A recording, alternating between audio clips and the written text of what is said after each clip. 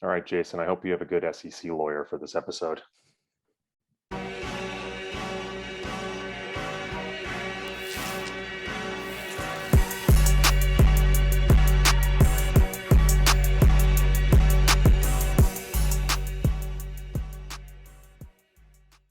So, Jason, we thought today would be a little bit of a different episode. We're not going to talk markets, which have been kind of quiet except for what's going on with crypto.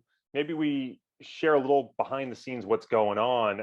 I know from talking to you, you've been working hard on getting a new fund launched.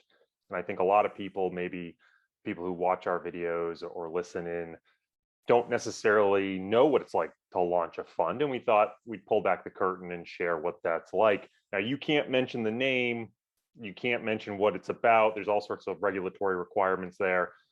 But that said, we're going to try to share as much as we can about your journey and your process. So I thought maybe the most interesting place to start would be asking you, when did you actually begin working on this project? Well, I want to start with I like that you had this idea for this topic because behind the scenes, this is what all of us talk about. Everybody thinks of managing money is about like portfolio construction and trading, where it's actually the business of managing money is much more difficult side. And this is what all of us talk about behind the scenes. So happy to bring that out from its dark corner. God, when do you start on something? Like that's the hard part is defining that definitive causality. Like, if you spent it's your whole life going into these ideas, it's like my whole life has gone into this, and all the mistakes I've made and failures throughout my life are the manifestation of what we're working on now. But in general, we started to launch our first fund, or I should say, we incorporated and put our papers in front of the NFA at the beginning of 2019 and launched our first fund April of 2020. And then the latest fund we've been pretty much working on since that launched. So we're talking another 12 to 18 months. And we'll get into like, what are those regulatory hurdles that make that time frame so extended? Well, that was going to be where I wanted to go. It was a leading question because I know the answer is always these things take way more time than Yeah. people expect them to.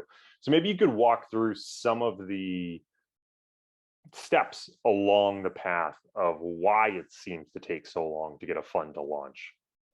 Yeah. And so going back a little bit, part of that process of what takes so long is figuring out the proper vehicle that you're going to use for your fund, right? Are you going to use an SEC regulated Act 40 in a mutual fund or an ETF? Are you going to run an SEC compliant hedge fund? Or what are you going to do? And so part of that process that took years to figure out as our model that we use for our fund of funds is called a CPO, or commodity pool operator. And what that means is we're under the auspices of the NFA, not the SEC, because we trade just futures and options on futures. So that falls under the NFA's guidelines. And so part of what takes so long for that is underneath the NFA, then it depends on who you're marketing to, or who are your investors in the fund. Marketing is a catch buzzword there. You got to be careful about even saying marketing, right? Because things have changed a little bit with the Jobs Act, and we can get into that. But in general, it's like, who are your investors going to be, right? And so you have accredited, QEP, and QP. And the higher you go in that chain of accreditation, the less regulatory burden you have. So it's understandable why smaller hedge funds or CTAs or whatever name you want to put above them are looking for the least regulatory headache. And this is why they're going with those ultra high net worth individuals. And so people like to complain, why aren't you coming down that value chain? And why can't you do anything like with non-accredited?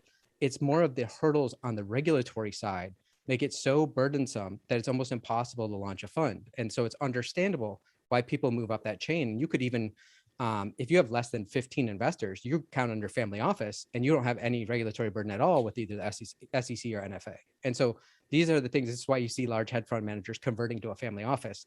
It's because of the regulatory burden and the environment we're in. And I remember seeing at the time, it made me laugh, and it's probably gotten even worse. But in 2019, when we were looking to launch our first fund, I think it was the lowest time in history of hedge fund formation.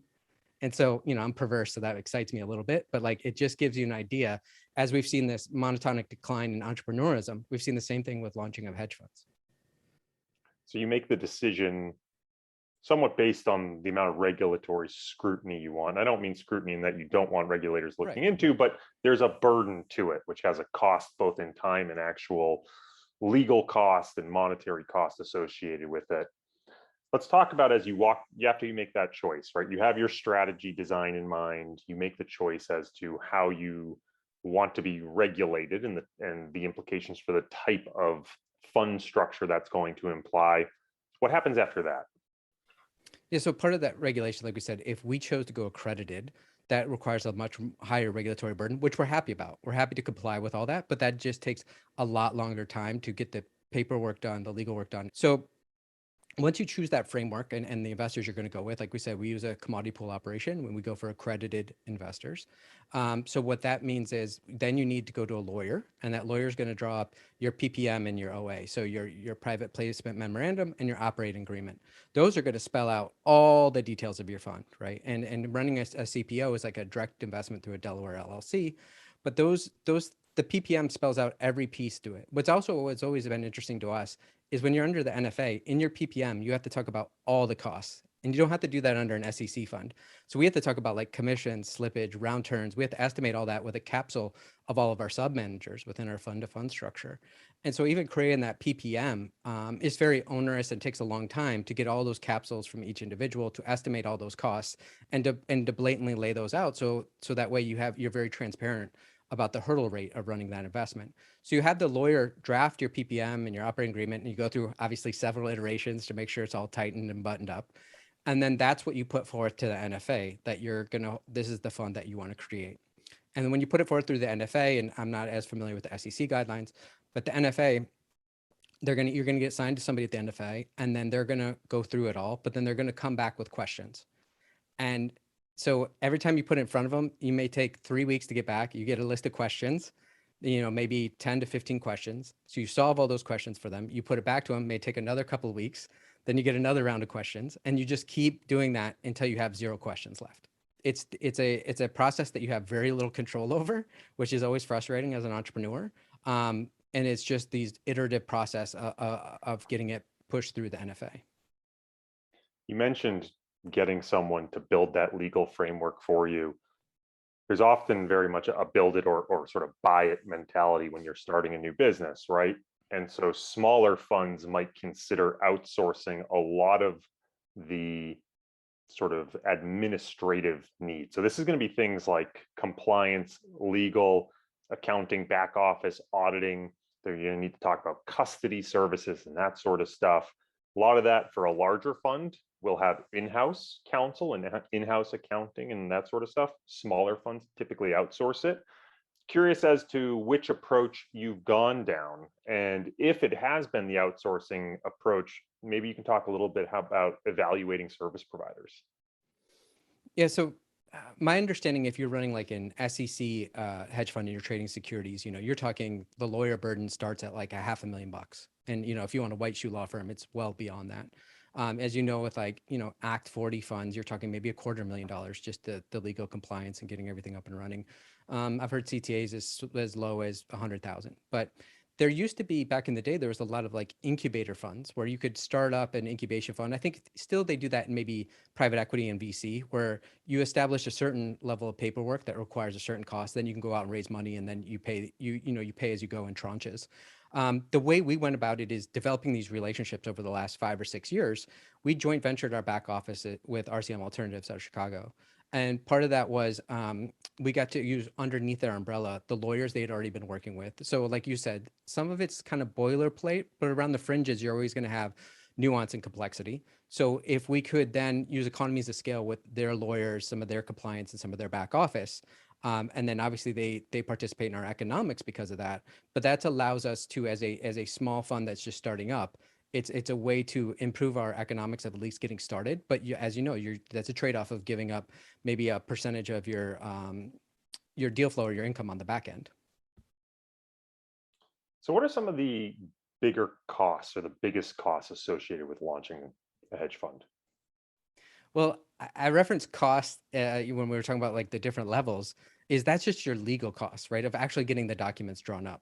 So then what are those other costs? Like that was before you even built out a firm with employees. And as you know this all too well, it's probably those costs that run the highest, right? And so especially if you don't know what your eventual break even rate is, right? Like most people have to hit a certain AUM, whether it's 50, 100 million, before they're going to even break even. So you have to figure out your burn rate prior to that, of like, how much is this going to cost me in burn rate, and how many years of runway do I have before that happens? And as you know, that's by far your biggest cost. So what's nice is, in a modern environment that we're in, and this is one of the benefits, I guess, of a global pandemic, if there is one, is Zoom culture, distributed companies, et cetera, is we don't have to pay for office space. That's, the way we built our company was Taylor and I are entrepreneurs from the start. We've worked with people all over the world through distributed companies before. And so this is how we set up our business. So besides, like, it's really, like you said, starting with the lawyer fees, but then it's time, right? Time is the killer of most businesses. And I think it's something like over 90% of businesses fail just due to lack of capital. And that's from the entrepreneur underestimating their burn rate and the time they would take to reach, cash flow positive. Luckily, we thought about all of those things prior, and we had everything built into the system we created. So we've always been, fairly cash flow positive. But that's going to be your largest cost, is maybe, office space, employees, et cetera. And then, there's little ancillary things beyond that with like all your data services, everything else included. I mean, it all starts adding up, as you know. Nobody does anything for free in our business. This might be an unfair question because your experience has mostly been in launching fund of funds, but I'm curious as to your thoughts as to what the biggest difference might be in launching a fund of fund versus your own fund that has sort of a directly traded strategy. Sure. But I actually think the biggest difference is the in-house talent. And so we're essentially semi-cheating in that we're piggybacking some of the best managers in the world, right? And so especially if we're talking about a volatility space, they're hiring some of the best quants in the world, and they have to have a pay commensurate with like a Google or a Facebook of the world. And so we're piggybacking on all that talent downstream. Whereas if you're building it in-house, one, you have to source the best and brightest. Then you have to be able to pay them, like we said, that run rate and burn rate.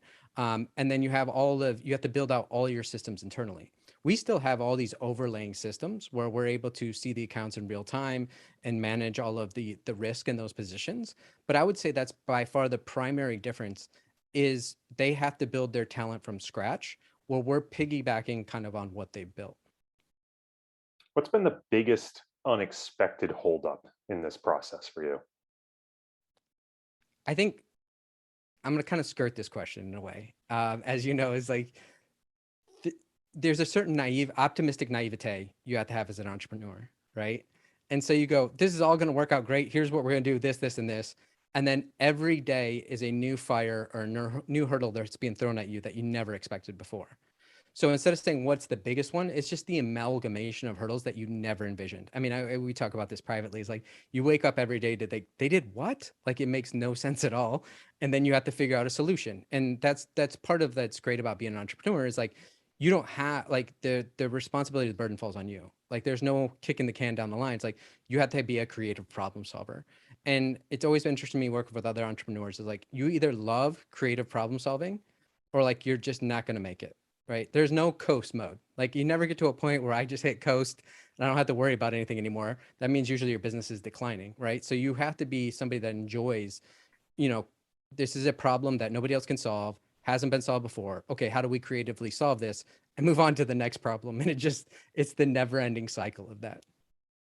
So even if you get this all up and running, there's always then the question of raising assets, right? And I know for most successful funds, they start with some sort of sticky asset base, right? They're not starting with nothing. They need initial assets to trade the strategy. And ideally, they're finding those assets before the fund goes live, or they're waiting for those assets, right, before they really start incurring those ongoing costs. How did you think about going about finding the capital and the minimum capital you needed to really get this fund off the ground? And so to start with, we had to hit a minimum capital base to be able to invest in some of the managers we invested, because they had those QP minimums or QEP minimums. And so as a fund aggregate, this is how we got access to it to allow our clients access. And so we did have to aggregate a certain amount of capital to even be able to launch our fund. And so what we did is my partner, Taylor Pearson, has written a best-selling book called The End of Jobs, and he's a prolific writer on multiple platforms. And so he's built up an audience that has followed him for years. And a lot of that audience is entrepreneurs 25 to 40 that have had a first liquidity event and may not quite have the capital for a family office or a multifamily office. So we felt we could collapse those kind of ideals from a family office down to that sort of individual at just a several $1 million level. And so that's what we went about doing. And so we had a built-in audience with Taylor's audience, that he had built up that trust as a trust agent over multiple years, and constantly putting out, fantastic articles and essays. And so that was our core audience that we went after, is right within Taylor's ecosystem. And then from there, you start, hopefully you build word of mouth, and you start expanding from there and out to concentric circles that you think this is a good product for. But we really started with a hyper narrow niche, and that's just the way I always feel is the best way to do it. One of the universal truths that I've found among anyone I know that's launched a fund is that their launch date has almost perfectly top ticked whatever asset class they're in. So what asset class should I be shorting now that you're coming to market? Man, there's so many I could list now for you, but you are so right. Whenever you add a manager, they just instantly go into their worst drawdown. Like, it's just Murphy's law every time, right? And then typically you're also assessing managers because they've had their best return stream. So it's like you're damned if you do, damned if you don't. But yeah, there does always feel like there's a bit of a Murphy's law to it. Especially if you're dealing, as you know, with volatility. People typically want insurance after the flood, and so that always can help you top tick that environment. But we build products that were going to last decades, if not multiple generations. So now we've built our total portfolio solution, which is basically all asset classes. So I couldn't pinpoint one for you for it to go down, other than potentially a big sleeve of what we do is commodity trend advisor. So maybe commodities are top ticket at this point. One of the things that really makes what you're doing unique versus other people I know that have launched hedge funds is, again, this is a fund of funds. I'm curious as to your process that you've taken to go about manager selection, because that's very different than, say, someone who's launching a fund that's gone about researching their own strategy. You're going about not only trying to dive into different managers, but also needing to understand how they fit together. So what's your process there? Sure. So part of the impetus for a fund of funds for us is epistemic humility, right? And nobody knows what the future is going to hold. And so we try to use an ensemble approach to cover as many path dependencies as possible. But to your point, we play the orchestra, not the instruments. So what's a little bit different, I think, a lot of times when we talk to managers, we're like, look, we know you're trying to make money. You're trying to have a positive P&L. Don't tell us how you win. Tell us where you lose. And that's what we really focus on, is like earning that trust and developing that conversation with them to just show us where the weak points of your strategy are, right? Every strategy has weak points, has positive points and negative points. But if we can find out what those weak points are, then we look across our whole spectrum and look for other managers that may cover some of those weak points or those path dependencies that we're concerned about. And so for us, it's much more via negativa than everybody's going to show you a great back test with positive returns. Everybody thinks they're going to shoot the lights out. But it's more importantly is like, there's a specific flaws in your strategy where specific environments you're not going to do well. Let's talk about those. We'll still likely, invest with you, so don't worry about that. But like, we want to know what those pitfalls are, and then we can try to overlap and overcome those with other parts of our portfolio. And so it may not lead to the most optimized portfolio, but it leads to a very robust portfolio, because that's what we're much more concerned with. Is if we cover the downside, the upsides are going to take care of itself, just generally due to like long GDP environments. Given that you're a fund of funds, one of the operational complexities I would imagine is, how do you deal with either capital coming into the fund, capital redemptions, or just generally rebalancing across your managers? So there are a couple ways to look at it. One, we always built products for exactly what Taylor and I wanted for ourselves and our families. And part of that was we wanted at least monthly liquidity for our clients. And so we get SMAs, separately managed accounts, for each of our sub managers, which lets us see the trading in real time. They're basically trading our own account with a power of attorney. And so you have daily liquidity at the manager level, which allows us to offer monthly liquidity to our clients. Now, a lot of people don't like monthly liquidity when they're running a fund because of, like you just said, the inflows and outflows, and a lot of people have lockups, et cetera. We just don't believe in that. We believe in like having that sharp stick at our back of monthly liquidity. And it's also something we personally wanted. So it's something we like to provide for our clients. But, part of that is then you have to have all of your systems in place to be able to manage quite a bit of inflows and outflows at that turn of the month.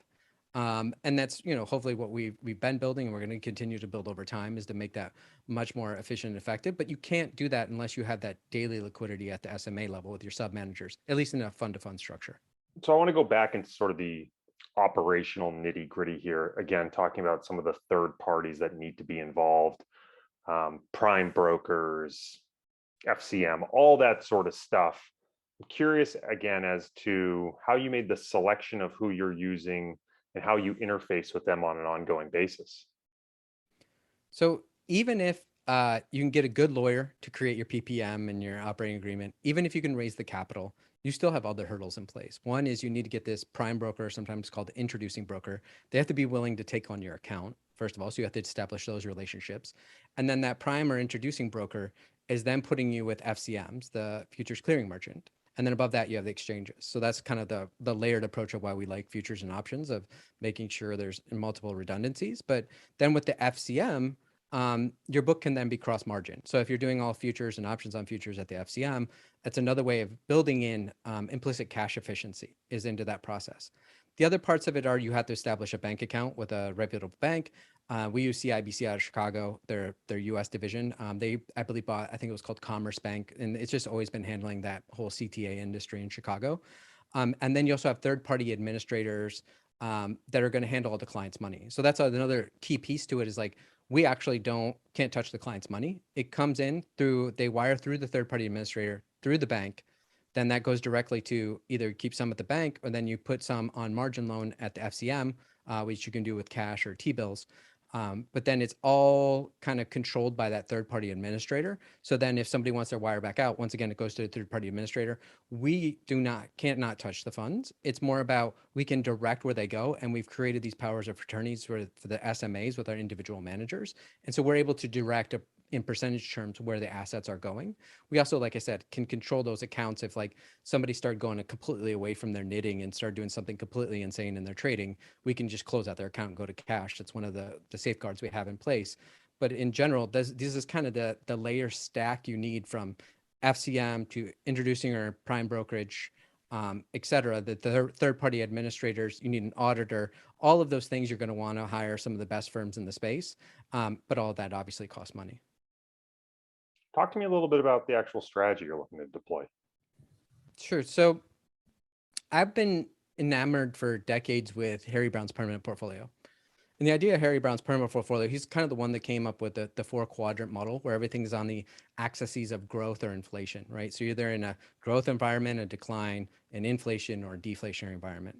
So for those prospects, Harry Brown in the 1970s came up with stocks for growth, bonds for deflation, cash for like recession or decline, and gold for inflation. And so that was Harry Brown's kind of 4-quadrant model of his permanent portfolio. And that was in the 1970s. In the 1990s, Ray Dalio kind of copied those ideas and is all weather, but leverage up the bond side. That's what we call risk parity. And then there's been different manifestations since then, but this also goes all the way back to the Talmud of actually having diversified return drivers. So this was always the emphasis for the way we construct portfolios to manage multi-generational wealth. We never know what the future is going to hold. So how do we construct those portfolios? Now, I always think that if Harry Brown were alive today and he had the modern tools we'd have, he could still use stocks for growth, but for decline, he could use long volatility and tail risk. And that's the first ensemble we built. For deflation, you can use bond or other income producing assets. You can diversify there a little bit. And then for inflation, instead of just gold, you have all these tools with commodity trend advisors, where if you're trading a broad basket of commodities or across that space, you have a higher beta to inflation. The question is, can you capture it? And inflation is so pernicious, you need maybe different parts of your portfolio to hopefully capture that. But we think commodity trend advisors that hold a broad basket of commodities have the best bet of trying to tap that. And so, as you and I have talked about, we believe in an ensemble approach, and this is the way we fill out our buckets, because nobody can know, a priori what that path's going to look like. But through an ensemble approach, hope we can create more of a beta signal from each of those buckets, so they produce what we want them to do. And the part of proper portfolio construction is there's always going to be an asset class you hate, right? That the news is telling you there's no way you should hold this. You're an idiot. Right now, that happens to be bonds, but we just don't know what the future holds, right? We could go negative bonds. We could just hang out here forever. None of us know, but proper diversification means there's a part of your portfolio that makes you want to throw up. But that's kind of the liquid portfolio we created. And then we kind of undergirded our collateral with gold and cryptocurrencies. And so that's how, in case you had some sort of massive fiat devaluation, war, diaspora, et cetera, we want those things in there to hopefully, if liquid markets shut down, we need something there to ballast a multi-generational wealth perspective. And that's the way we look at it, is like, we built exactly what we wanted, and we're excited that other people like what we do and want to be a part of it. So you've outsourced legal, you've outsourced compliance, you've outsourced fund administration, accounting, you've even outsourced the fact that you're a fund of funds, the actual running of strategies. So I have to ask, Jason, what do you do? That's a great question. I think if you ask most people in my life, they would have a similar question. But at the end of the day, I'm the CIO of Mutiny Funds. And so I'm the one that constructs the portfolio. I think the best way to say it is using that Steve Jobs quote, we play the orchestra, not the instruments. And so if I were trading on my own, which I have in the past, right, you have a lot of idiosyncratic risk, right? I'm going to have personal biases, and I could trade a portfolio that I think would do well in any environment, like a modern version of that permanent portfolio. But there's understandably going to be inherent idiosyncratic risk to the way I individually trade and the way I individually see the world.